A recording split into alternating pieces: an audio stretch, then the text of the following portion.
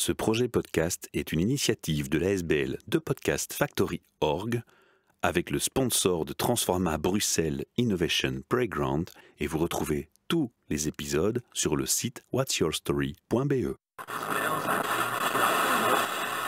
You're listening to the Podcast Factory. Bienvenue pour un nouvel épisode HR Meetup, votre podcast sur les passions au travail et les ressources humaines. Et je suis chez Digital Station, un endroit qu'on connaît bien chez HR Meetup parce qu'on en a déjà parlé avec Eric de Cosso que j'ai reçu à mon micro. Et j'ai en face de moi Norman. Norman, je vais te laisser te présenter en quelques mots. Et j'ai une question pour ça, figure-toi. On a un petit rituel chez HR Meetup. Tu l'as entendu puisque tu as écouté Eric se présenter. C'est de ton rêve d'adolescent à ce jour, que s'est-il passé? Et puis surtout, Norman, est-ce que tu es aligné avec ce rêve d'adolescent? Bah écoute, mon rêve d'adolescent, alors je vais être très franc, mon père était gendarme, et donc moi je voulais être gendarme. Avant mes 18 ans, donc à 17 ans et 9 mois, précisément, il était encore possible à mon époque de postuler pour la gendarmerie, et j'ai passé tous les tests. Et au dernier, donc le dernier c'est le test psychologique, ils sont revenus, alors les vicelards, sur un questionnaire de 452 questions auxquelles tu devais répondre en moins d'une heure, par oui ou par non. Ça me rappelle un autre podcast. Et moi, comme un imbécile, j'ai répondu à toutes les questions en une heure. Alors, dans les questions, j'avais du style « J'aime porter des bottes en cuir la semaine ». Et puis, 60 questions plus loin, c'était « Le week-end, je ne porte jamais de bottes en cuir ». Voilà, ce genre de truc. Pour voir un petit peu si tu confirmes ce que tu dis. Bon, alors évidemment, la première leçon, c'est qu'il ne fallait pas répondre à toutes les questions. C'est qu'il fallait répondre consciemment au maximum de questions que tu pouvais. Et en gros, au dernier examen, donc c'était toute une série de questionnaires comme ça et une interview avec une psychologue. Et une des questions était, donc imagine tu es gendarme et tu reviens de ta journée de travail, tu es toujours habillé en uniforme et il y a une situation critique parce qu'il y a un tireur armé, mais il est sourd et muet. Qu'est-ce que tu fais? Donc évidemment, quelques années plus tard maintenant, aujourd'hui, je me dis qu'en fait, la réponse à la question, c'était « Mais comment je sais qu'il est sourd et muet déjà ?» Tu vois? Parce que moi, je suis parti sur ce postulat très franc. Voilà. J'arrive et je sais qu'il est sourd et muet. Donc en fait, je me suis vautré à cet examen psychologique. Et la dame m'a téléphoné. Elle m'a dit « Je suis désolé, vos résultats sont excellents, mais sur le plan psychologique, il y a un certain manque de maturité. » Bah, tu m'étonnes, 17 ans. Et aujourd'hui, je pense que j'ai fait le bon choix de ne pas repostuler pour la gendarmerie. Mon père est retraité, il se porte bien, mais voilà. Je pense que je n'aurais pas fait une longue carrière chez eux. Parce qu'il y a, je pense justement, pour revenir à ta question de base sur c'était quoi ton rêve d'adolescent, bah, il y a toujours cette part de j'ai envie de changer le monde et j'ai envie de faire quelque chose de bien. Et pour moi, ça passait par la gendarmerie. Avec l'exemple paternel était là, quoi. Oui, évidemment. En plus, c'est impressionnant. Donc, mon père ne ramenait jamais d'armes à la maison, donc ça, j'ai pas été exposé à ça. Mais ouais, t'avais l'uniforme, le képi. Puis mon père il venait de l'ancienne école, il avait la moustache. Ah, Voilà. la fameuse moustache du policier. Voilà. Donc, il en a imposé et je me suis retrouvé, histoire cocasse aussi, hein, je me suis retrouvé à faire la circulation en ciré orange, pour ceux qui se rappellent. Donc, les gendarmes avaient Tout à fait. un long impair orange en cuir avec des bandes fluorescentes et je me suis retrouvé avec le képi de mon père et ce long impair sur le carrefour devant chez moi en train de faire la circulation. Donc heureusement c'était en plein été donc il y avait pas grand monde mais Alors, si je t'ai bien écouté, tu m'as pas encore dit que ça t'amenait à quelles études ni vers quoi, mais tu es quand même pas mal aligné avec ce début d'histoire que tu vas continuer, puisque faire changer le monde, c'est un peu ce que Pixis fait. Mais on va revenir sur ça plus tard. Je vais te laisser continuer ton histoire et ton parcours. ouais, tout à fait. Donc c'était bon, ça c'était juste un petit épisode cocasse mais là je pense que j'avais 12-13 ans je pense. Ouais. Donc je flottais un peu dans l'uniforme. Et donc en gros pour répondre un peu au parcours, moi j'ai fait des études, j'ai fait un graduat en informatique de gestion, l'école qui s'appelle aujourd'hui Enalux, donc c'était l'IESN à Namur. Donc, informaticien, ça, c'est le bagage. C'est le bagage. départ. Ouais, tout à fait. Et ça n'allait pas dans le sens que je voulais, donc c'est-à-dire j'ai fait mon début de parcours à l'IESN, mais moi je voulais faire du web, donc vraiment avoir du résultat concret de ce que je fais. Pas écrire du COBOL que personne va utiliser dans une cave ou je sais pas quoi. Enfin, pour moi c'était très... je détestais ça. Et quand j'ai vu la liste des langages et ce qu'on allait apprendre dans le cursus, en fin de première j'ai quitté. Et je suis parti à l'UT, donc l'Université du Travail, qui a aussi changé de nom. Et je me suis engagé chez Technofuture, En fait, j'ai participé à une sélection pour être web développeur. Je cumulais 9h, 21h des cours. Donc 9h, 17h chez Technofuture. Et de 17h30 jusqu'à 21h, j'avais mes cours au cours du soir. Donc c'était une période un peu dure. Mais bon, après, j'étais chez mes parents. Voilà. Aujourd'hui, ça me fait rire les gens qui disent j'ai pas le temps quand ils ont pas d'enfants et qui sont encore à l'école. On verra plus tard. Alors ça te mène à Pixis. Comment on est passé du statut où tu es à cette époque à Pixis? Ça a été rapide ou il a fallu un parcours en entreprise? Non, j'ai fait un parcours en entreprise. Donc, suite à ma formation chez Technofuture, un des formateurs m'a engagé, qui est d'ailleurs ici chez Digital Station, Jean-Gabriel Debaille, que je remercie parce que c'était vraiment une époque formidable pour moi parce que j'apprenais tout ce que j'avais envie de faire. Donc, c'était vraiment l'ikigai, pour ceux qui connaissent, la raison d'être. Pour moi, c'était ma meilleure vie, quoi. Donc, je me levais pour coder, je me couchais pour coder, je travaillais le week-end et j'adorais ça. Après, je me suis dit, je suis pas mauvais, je vais me mettre indépendant. Donc là, je quitte cette société, je me lance comme indépendant avec un associé qui lui est resté salarié, donc il était plutôt indépendant complémentaire. Donc en gros, j'ai vécu le solo entrepreneur par la force des choses. On construisait quelques éléments ensemble, mais bon, lui était occupé par sa profession en temps plein. Et à un moment, ça a craqué. J'ai fait un burn-out. Un grand moment de réflexion souvent, hein, ça. Ouais, c'est un moment dur, hein, parce que moi j'ai perdu 15 kilos, je savais plus rentrer dans mes vêtements, enfin, mes vêtements m'enveloppaient, littéralement. Donc c'était chaud, c'était dur, j'ai encore des petites sensations là, rien qu'en en parlant. Mais tu réalises que c'était aussi une belle opportunité de rebondir finalement, maintenant avec le recul. Oui, tout à fait. Donc en gros, à cette époque-là, je me dis, je vais retrouver un job d'employé, j'ai plus la force en fait. Ouvrir mon laptop était devenu... J'avais envie de vomir, en fait, hein, sincèrement. Donc, c'était vraiment dur. J'ai postulé, et à l'époque, c'était Thales. Donc, Thales Information System en Belgique. Donc, je suis devenu software engineer. Pour un projet, ici à Charleroi, d'ailleurs. Ça a été très chouette parce que là, j'ai découvert l'agilité. En fait, j'ai lu un bouquin sur l'agilité pendant ma période un peu sombre. Et ensuite, j'ai postulé chez Thales et j'ai eu ce job alors, c'était business analyst pour un projet agile. Donc le client voulait extreme programming. Et c'était exactement le bouquin que j'avais lu. C'est sur ce projet-là que j'ai rencontré Pierre-Emmanuel, qui m'en associe aujourd'hui dans Pixis. Et en fait, le coach qui est venu nous coacher sur ce projet-là, c'était l'auteur du bouquin. Ah ouais. C'était Laurent Bossavit à l'époque, que je détestais. Mais sincèrement, aujourd'hui où je suis... Mais ça, on peut pas dire en podcast. Non, mais c'est avec beaucoup d'humilité. Parce qu'en fait, je comprends maintenant. Ouais. Je comprends pourquoi je ne l'aimais pas. Et je m'amuse à être ce personnage maintenant, ce coach qui pose des questions et qui est un peu chiant. Parce qu'en fait, oui, la posture de coach, c'est justement en gros, essayer de ne pas répondre aux questions, mais stimuler la réponse chez le coaché. Bref, c'est là qu'on a commencé à créer une vraie expertise sur l'agilité en Belgique. Je pense qu'il n'y avait pas grand monde qui faisait de l'agilité à l'échelle. On est en quelle année, là? Là, on est en 2006-2007. C'était il y a 15 ans. Et je dois avouer qu'une équipe de 15 personnes en full-time, qu'on faisait du pair programming, pour ceux qui savent ce que c'est 2 personnes sur le même PC, c'est extrêmement rare. Donc c'était souvent des moments dans certains développements, mais pas full-time. Et nous, c'était full-time. Donc c'est vraiment une école, un laboratoire en fait. La motivation derrière ça, et je fais une petite parenthèse là-dessus, c'est que le client s'appropriait leurs produits. Donc on avait un binôme qui était une personne de chez le client, une personne de chez nous. La transmission d'infos était vraiment très forte.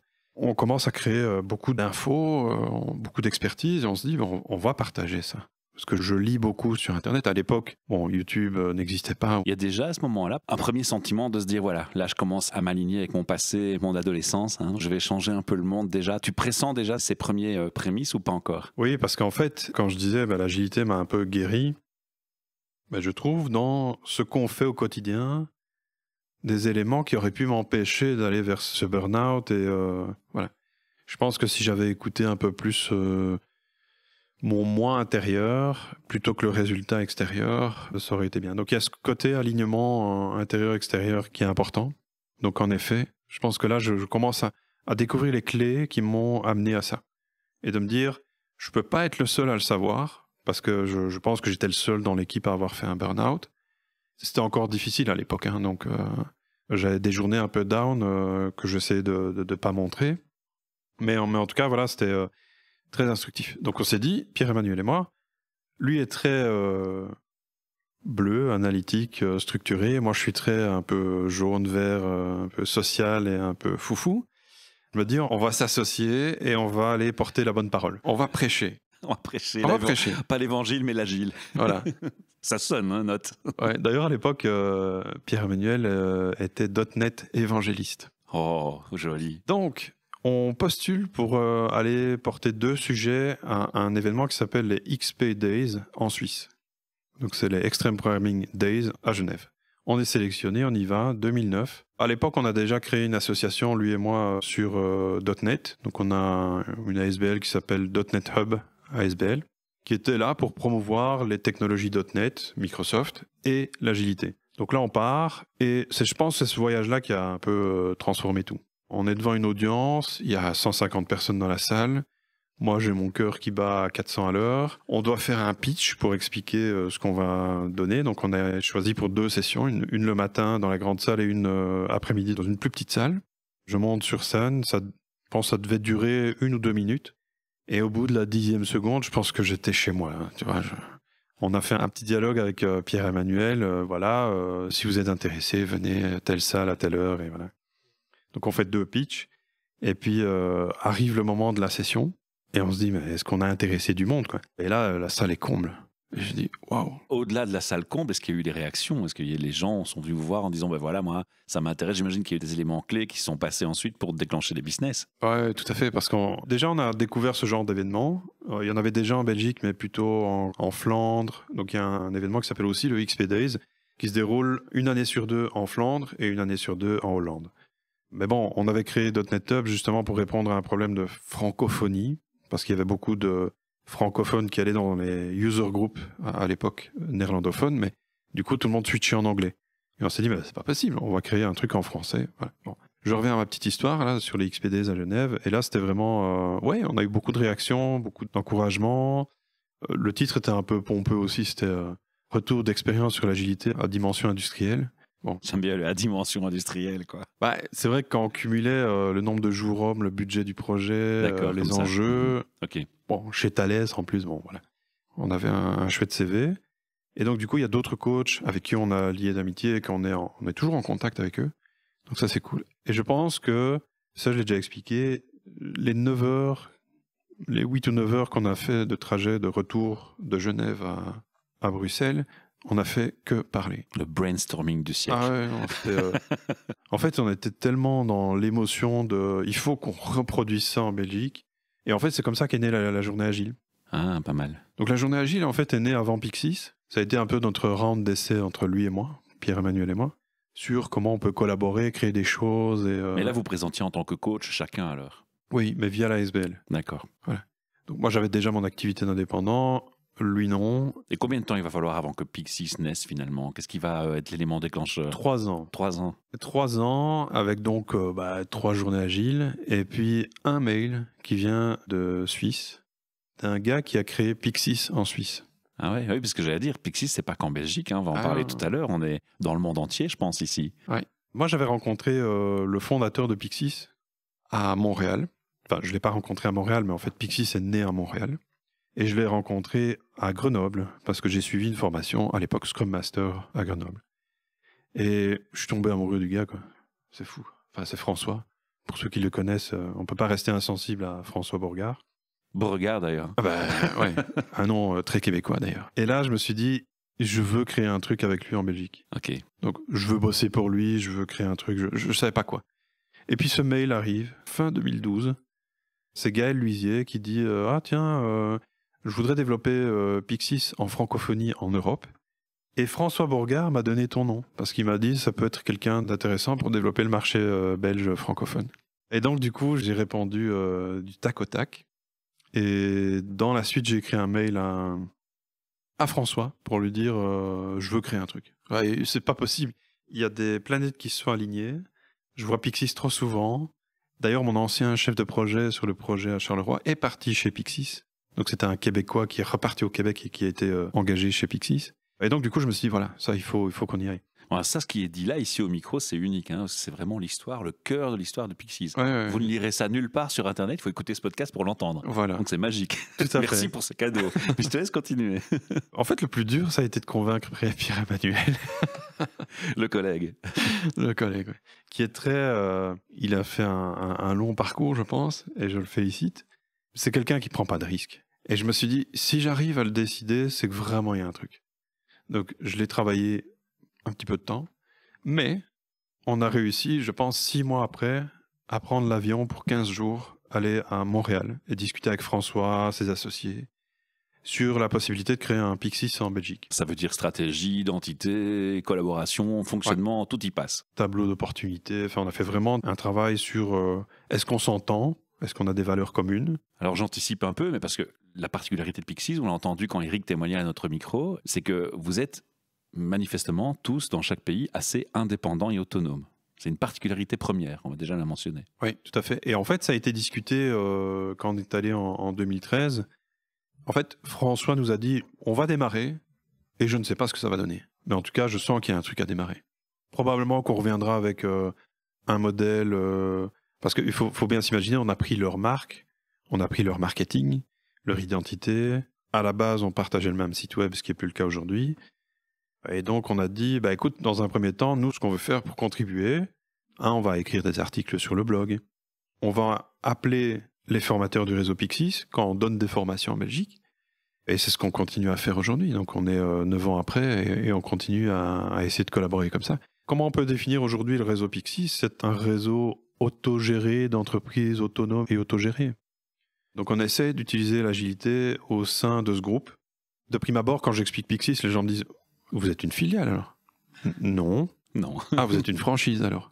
Non. Non. On est totalement indépendant. Voilà. On partage le même nom. Moi, je suis une entreprise, je veux être plus agile. Alors, on sait qu'il y a dans des échanges qu'on a eu offline pas mal de contradictions entre la volonté, l'idée, lire un livre et s'en inspirer et la pratique. Ça, c'est encore un grand débat qu'on pourrait avoir au micro. Mais en gros, comment fonctionne Pixies maintenant ? Alors, on a compris aussi le côté indépendant, clairement. Oui, tout à fait. Je vais parler de Pixies Belgique. En fait, on a plusieurs façons de répondre à la question. On a une base savoir. Donc, on a un blog qui s'appelle savoiragile.com, justement, sur lequel on peut s'inspirer, lire des articles. On a la journée agile et les studios agiles qui répondent à tiens, je veux m'ouvrir à d'autres façons de faire mon boulot, d'autres organisations. On parle aussi de développement personnel. Je citais l'ikigai ou des méthodes de coaching ou de l'intelligence collective, par exemple. C'est pas étroitement lié à l'agilité. On peut faire l'un sans l'autre, mais je pense que l'un attire l'autre. Donc on a ça, et puis on a les services concrètement. Donc imagine, société X dit voilà, j'ai besoin de plus d'agilité dans mon entreprise. Donc là, on peut passer par un système d'audit ou d'assessment. On écoute d'abord le client, Voilà. On prend la température. Docteur, qu'est-ce que j'ai ? On prend le thermomètre. C'est ça. Mais on va essayer d'objectiver ça aussi. Souvent, l'agilité, ça sert à quelque chose. C'est comme un véhicule ou un chemin. C'est pas une destination, en fait. C'est ça que je veux dire. Pour moi, l'agilité, c'est aussi un mindset. Donc, c'est-à-dire, c'est une façon de gérer mon quotidien, mes produits, mon entreprise. Et là, on touche à tout. On touche aux valeurs de l'entreprise, à la culture de l'entreprise, aux silos ou pas existants dans l'entreprise. Et là, on touche déjà des points de discussion. Oui, bien sûr. Donc, ça ouvre plein de potentiel. Le tout, c'est évidemment de ne pas faire tout. Mais est-ce que c'est pas ça qui rend la démarche difficile, justement ? Mais si, parce qu'en fait, ce qui n'est pas palpable, en fait, je parle vraiment de mon côté entrepreneur. Si une société qui vend du développement, c'est concret. Voilà. On vous offre les services d'un développeur ou d'une équipe de développement. En entrée, elle a les besoins fonctionnels, les besoins du marché. En sortie, elle sort un software. Nous, en fait, on est là pour fluidifier entre l'entrée et la sortie. Qu'est-ce qui se passe et comment ça se fait ? Quelle mentalité ? C'est ça le plus important, au final. On est l'huile dans les rouages.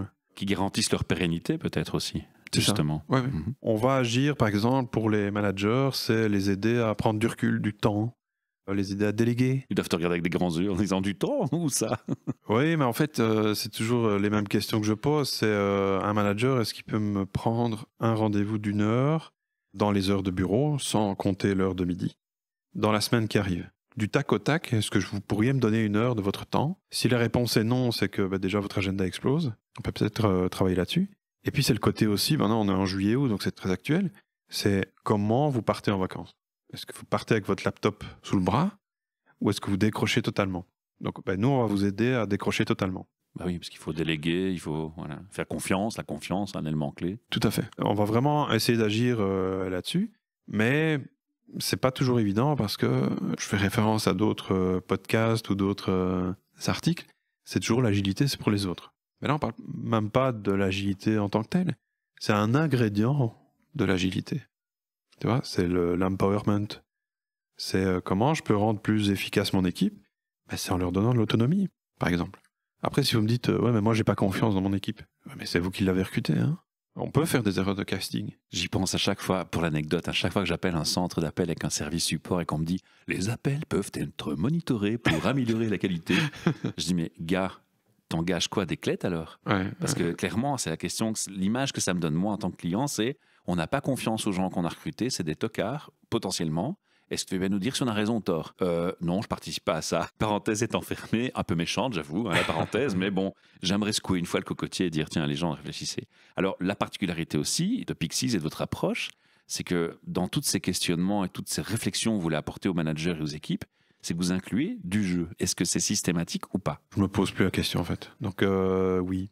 C'est dans l'ADN de la boîte. C'est ça. C'est ce qui nous a charmé d'ailleurs chez nous, chez Charmeetup, et on va en parler. C'est un peu au départ le but de ce podcast. On va proposer un événement en septembre et on voulait en parler et faire un podcast sur le sujet. Faire un podcast avec quelqu'un qu'on ne présente pas, une entreprise qu'on ne rappelle pas qui elle est, c'est un peu inutile. Donc on a commencé sur ça. Et puis l'événement, quand on communiquera vers notre public, on leur mentionnera les détails, mais au moins ils sauront, grâce à ce podcast, quelle est l'histoire derrière et pourquoi il serait peut-être intéressant de venir, non pas à un des milliers d'événements qui se trouvent sur Google quand on cherche agilité, mais à celui-ci en particulier qui sera une collaboration entre Charmeetup. Donc c'est pas Charmeetup qui organise, c'est pas Pixies qui organise, c'est nous organisons ensemble un événement où on a envie, chez Charmeetup, et vous avez envie de voir et de rencontrer notre communauté aussi, d'amener votre façon de faire, votre approche différente. C'est un peu comme je dis aux gens, tout le monde vient à mon micro en tant que coach. Il y a des millions de coachs sur Internet. Oui, mais c'est pas grave. C'est d'abord, si on a des millions, c'est qu'il y a de la demande. Donc, ça veut dire que c'est une valeur sûre. Et ensuite, chaque coach a son public. Parce que ce qui compte, c'est l'affinité, c'est la façon de... Je crois à ton discours, à ce que tu me donnes. J'y vois une affinité, une synergie possible. C'est pour ça que je te choisis. Et chez Charmeetup, en ce qui me concerne, c'est ce qui se passe avec vous. Donc, moi, j'ai entendu Eric, puis j'ai entendu Zélia, puis je t'ai connu, on s'est côtoyé dans 2-3 événements ou 2-3 situations. J'ai envie de me retrouver à tes côtés pour en savoir plus. Et je me dis, j'ai envie de partager ça avec les gens qui nous écoutent. Voilà, ça c'est la petite anecdote de ce podcast. Merci. Alors je vais te laisser un peu nous dire, voilà, le jeu, ce qu'il en est, et ça va nous mener à l'événement, forcément. Ouais. Donc l'idée, c'est rebondir sur ce que je disais justement avant, c'est la délégation. Donc ça, c'est l'élément clé du meet-up qu'on va organiser. Avec un jeu, on a vendu la mèche. Avec un jeu, oui, mais c'est un jeu qui peut être un peu déstabilisant. Donc c'est un jeu simple, hein, donc pas de panique, on va pas expliquer pendant 3 heures les règles du jeu, ça va super vite. Mais par contre, c'est le jeu qui est parfois compliqué. C'est vous allez devoir un peu vous exposer parce que vous allez devoir faire des choix. Je ne vais pas aller trop loin dans le contenu et ce qu'est le jeu, mais donc c'est un jeu sur la délégation. Mais il faudra être honnête, transparent. Et pourquoi moi? Je pense qu'en rebobinant l'interview qu'on vient de faire, j'ai presque été gendarme. J'ai été employé plusieurs fois. Indépendant, donc tu comprends la réalité des indépendants, des entrepreneurs. Indépendant freelance, je veux dire. On se comprend. J'ai vécu un moment difficile qui pour moi trouve un des ingrédients dans ça. Je pense qu'à un certain moment, si j'avais eu l'occasion, ou si je m'étais dit, tiens, si je demandais de l'aide, parce que déléguer, c'est aussi demander de l'aide, ça aurait pu me sauver. Mais je regrette pas d'être passé par là, parce que si j'avais eu l'ingrédient avant, je serais pas là. Donc c'est ce qui fait mon histoire. Et aussi en tant que chef d'entreprise. Donc aujourd'hui, Pixies a eu des hauts et des bas. Mais voilà, donc on est toujours debout, on est résilient, on est bien entouré. Donc voilà, je pense que j'ai vécu assez de vie que pour donner un peu de perspective et de dimension à cet exercice. Alors on invite les auditeurs à s'informer. Et on mentionnera la date, on la communiquera sur les réseaux sociaux, on parle du 22 septembre. Et donc ce sera une soirée qui se déroulera chez Transform à Bruxelles, à Evere. Ça commencera vers 18h30 avec un petit verre d'accueil et quelques échanges de networking bien sympas avant de passer dans une salle où il n'y aura pas un présentateur mode classique avec ses PowerPoint. Non, on est dans un autre élément, on est dans le fun, hein, puisque le cœur même d'HR Meetup dans son histoire, c'était on se jetait des olala quand on avait des bonnes idées, tu vois, un peu. C'était aussi un peu du jeu et dans le mode décontracté plaisir. Donc on va garder cette culture et cette mentalité qu'on avait nous de notre côté, qui se marie très bien avec la vôtre. Et donc ensuite, il y aura de nouveau encore un petit moment de débriefing et de networking. On va pas trop en dire, on communiquera ce jour-là principalement. On espère avoir donné en tout cas aux auditeurs l'envie de venir nous rejoindre, mais on a un rituel de clôture de podcast aussi. Et je pense qu'il va participer peut-être à donner à nos auditeurs l'envie de te rencontrer. C'est 3 questions purement RH. Toi qui côtoies les entreprises et qui les stimules sur l'agilité, avec cette casquette agile, comment est-ce que tu définirais un HR? Je me référerais à un bouquin dont j'ai oublié le nom et l'auteur, mais c'est un Indien qui a écrit Employees First, je pense, c'est ça. En gros, je dirais, pour moi, une personne qui appartient au RH, je veux le dire comme ça, c'est quelqu'un qui est au service. Le mot service est important. Voilà, parce que trop souvent, en fait, plus l'entreprise grandit, et plus j'ai l'impression que c'est des régisseurs. C'est des gens qui dirigent un peu les ressources humaines, donc les gens qui travaillent dans l'entreprise. Et pour moi, en fait, on doit revenir aux bases de l'entreprise. C'est pourquoi cette entreprise existe. Et moi, en tant qu'RH, comment je peux faciliter la vie des gens qui y travaillent. Voilà, pour moi, ce serait une définition. Alors la deuxième question, ton effet waouh. C'est un endroit où des gens que tu rencontres, ou une situation qui se passe, tu t'y attends pas, c'est professionnel ou non. Et puis tout d'un coup, il y a cette petite voix dans la tête qui fait « Waouh, génial, quoi !» Juste inspirant. Alors, soit tu as connu ce genre d'événement ou de situation et tu peux m'en parler et me dire pourquoi ça t'a fait cet effet « Waouh », soit tu n'as jamais connu ça et tu te dis « Tiens, qu'est-ce qui demain pourrait faire un effet « Waouh » quand je vais dans une entreprise ?» Un effet « Waouh ». Alors, moi, j'aime bien le côté lieu, mais ça ne fait pas tout. Parce qu'en fait, souvent les gens disent on va faire une culture très chouette, on va mettre des kickers et des snookers. Ça ne suffit pas. Mais surtout, alors moi j'ai vu, des échos, on va faire une room de relaxation. Et on va la mettre au 7e étage devant le bureau du CEO. Donc personne n'y va. Donc, ou au contraire, ceux qui y vont, c'est ceux qui viennent de passer un savon, je sais, pour débriefer. Ouais. Il y a le SAS. Il est juste en face. C'est assez comique, ça, on l'a jamais fait. Ouais. Le lieu, pour moi, est un ingrédient, mais probablement pas le plus important. Parce qu'en fait, aujourd'hui, justement, une des problématiques, c'est qu'il n'y a plus de lieu. C'est que je peux bosser de chez moi et je crée quand même un lieu virtuel. Moi, en tout cas, c'est l'effet waouh, c'est la liberté qu'on peut me donner. Donc moi, je suis souvent externe. C'est la zone de liberté qu'on peut me donner dans l'entreprise. Si on me donne d'abord les règles de SAP, l'outil RH, du comment commander son laptop et tout ça, ça va pas me stimuler.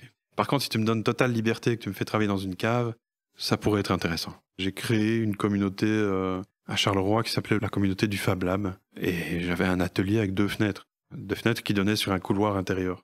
Donc moi, la poussière et le côté atelier, ça me dérange pas du tout. Parce que je pouvais faire ce que je voulais, en fait. Ouais, c'était le mot-clé, la liberté, quoi. C'est ça. Moi, c'est un de mes motivateurs. Peut-être un autre sujet dont on parlera au HR Meetup. Alors la dernière question, c'est, t'as tous les DRH de Belgique qui t'entendent dans le monde entier même. Cher ami DRH, que leur dirais-tu? Soyez à l'écoute. Soyez à l'écoute des employés. Ils ont toujours raison. J'aime bien cette clôture, elle me plaît beaucoup. Merci Norman. Alors on va rappeler rapidement, avant de fermer complètement ce podcast, l'URL du site de Pyxis Belgique. Pyxisbelgique.be, avec un petit tiret entre Pyxis et Belgique. Pour la journée agile, c'est aussi simple, c'est journéeagile.be. Et si vous aussi, auditeur, vous avez envie de participer à un échange avec moi à mon micro, c'est très simple, vous vous rendez sur le site de podcastfactory.org, vous remplissez le formulaire de contact et j'aurai l'honneur et la joie de vous rencontrer où vous voulez ou de vous recevoir à Ever. Chez Transforma Bruxelles, il y a une salle de mindfulness chez Transforma Bruxelles. Mais elle est sympa, elle n'est pas devant le bureau du CIO.